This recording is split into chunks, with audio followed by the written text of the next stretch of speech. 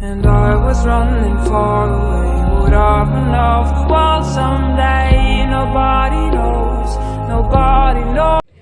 Selamat siang, perkenalkan nama saya Faustina Koronkanovit Boris Sinurat, NIM 2306019. Di sini saya akan menjawab beberapa soal dengan dosen pengampu Ibu Tati Vidianasari, SPT MP.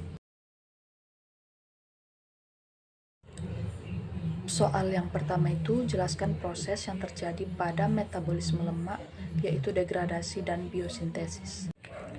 Yang pertama itu degradasi. Degradasi itu pemecahan asam lemak, di mana metabolitnya akan menghasilkan asetil koenzim A. Dan yang kedua itu biosintesis. Biosintesis itu penciptaan asam lemak dan koenzim A dan NADPH melalui reaksi enzim.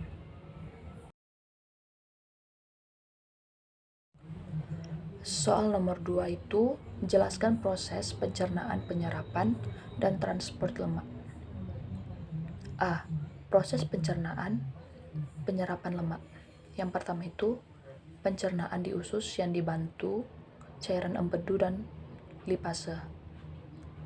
Kedua, menjadi asam lemak dan gliserol, dan yang ketiga itu diserap mukosa usus halus 20-40%. Yang kedua itu proses transport lemak.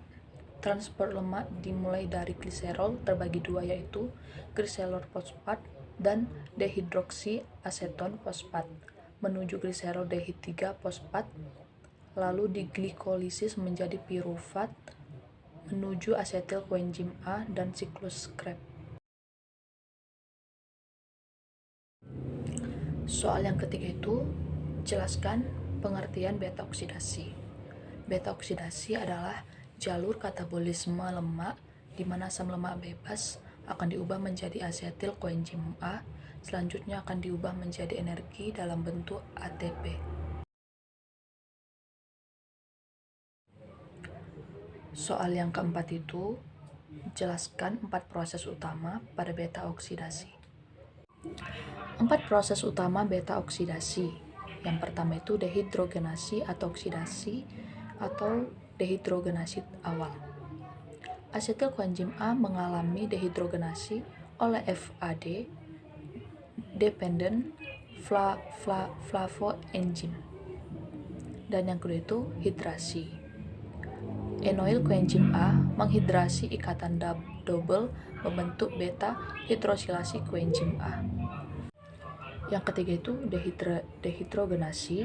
Dalam tahap ini dihasilkan beta oksidasi koenzim A. Dan yang terakhir atau yang keempat itu tiolisis.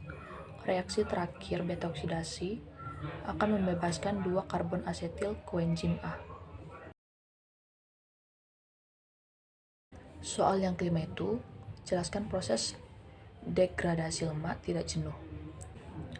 Proses degradasi lemak tidak jenuh memiliki siklus beta oksidasi yang tidak melalui reaksi dehidrogenasi yang menghasilkan FADH2.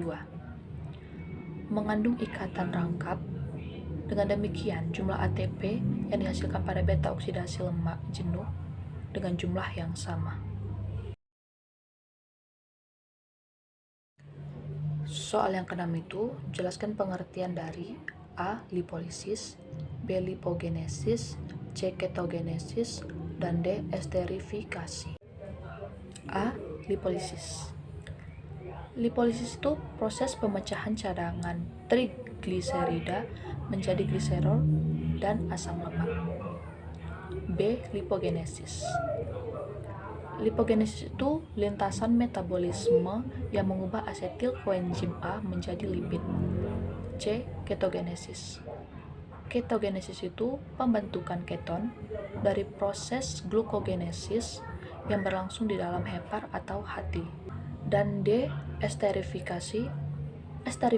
Esterifikasi itu reaksi pengubahan dari suatu asam karboksilat menjadi suatu ester.